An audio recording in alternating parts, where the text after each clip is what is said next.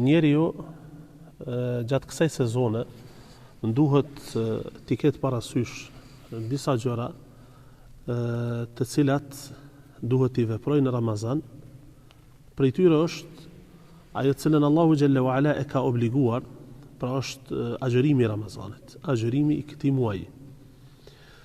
Allahu xhalla xjalaluhu e bëri obligim agjërimin në mënyrë që njerëzit të pastrohen prej gjunoheve të tyre, të afrohen tek Allahu xhalla wa ala me vepra të mira. Dhe Allahu i lartësuar premtoi shpërblime të mëdha për ata të cilët agjërojnë.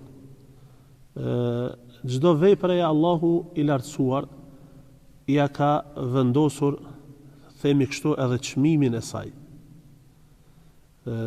Kush e bën një vepër, Allahu xhalla wa ala do ta shpërblej me 10 fish. Thot pejgamberi sallallahu alaihi wasallam në një hadith: Inna Allaha kataba al-hasanati was-sayyiati thumma bayyana dhalik. Allahu i lartësuar i ka shkruar të mirat edhe të këqijat, pastaj i ka sqaruar ato, edhe ka përmend se kush e vepron një të mirë, Allahu xhalla wa ala do ta shpërblen me 10 fish.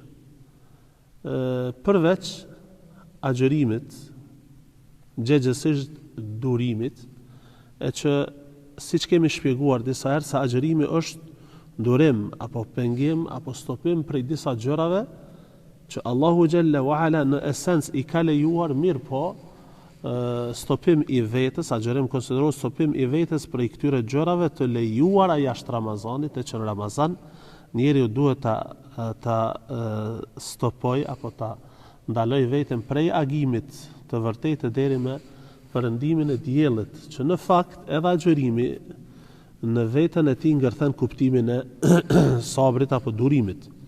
Allahu xhalla wa ala durimin ka përmend në Kur'an se e shpërblen pa kufi.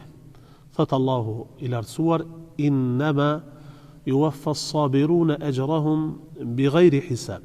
Me të vërtetë Allahu durimtarët do t'i shpërblej pa llogari. Gjithashtu me një hadith qudsi thot Allahu i lartësuar: çdo punë e birit të Ademit, çdo punë e njeriut i përket atij gjegjesisht, e kemi përmend edhe shpërblimin e asaj vepreje, përveç agjërimit, thot illa as-siyam fa innahu li wa ana ajzi bihi. Përveç agjërimit, agjërimi është për mua. Agjërimi është për mua dhe unë e di se si ta shpërblej atë. Pra Allahu xhalla wa ala shpërblimin e agjërimit, apo thënë ndryshe, ofertën e shpërblimit për agjërim e ka lënë të hapur. Andaj njeriu duhet të jetë i kujdesshëm, duhet të jetë i mençur që këtë muaj të mos e kaloj rëndom sikur i kalon edhe muajt të tjerë.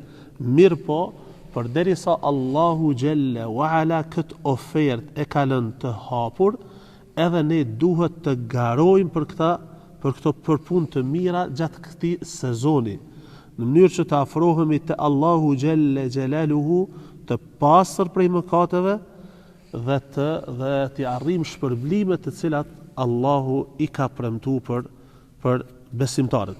Andaj vëllezër, oferta e Allahut veç se ka filluar.